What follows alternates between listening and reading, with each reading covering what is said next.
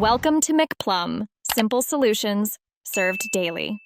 You start by verifying the file and the simplest hosting choice. Make sure the file is MP3 or WAV so browsers stream reliably. Once done, upload to your selected host and pick access type, public for wide sharing, unlisted for limited access, or token-based for secure links. While uploading, note the direct file URL. This is the audio link you will use. Also, tag metadata like title and duration because players show that instantly and improve playback behavior. Next, turn the uploaded file into the only way audio link by choosing a direct URL versus a hosted share link. Direct URLs stream cleanly in players, while share links may require a redirect. Then, append query parameters to control playback. Autoplay equals 1, start equals 30 for a 30-second offset, or quality equals high for bitrate control, because that dictates user experience.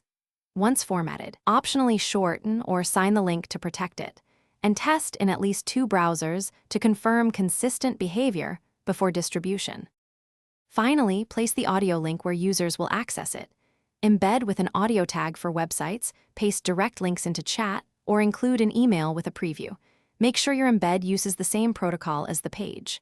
Then, verify playback across devices and confirm core's headers permit streaming.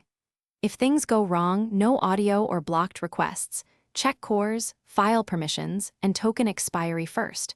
Rotate the link if necessary, and communicate the fix to users to restore access quickly. Thanks for watching. Stay juicy and subscribe.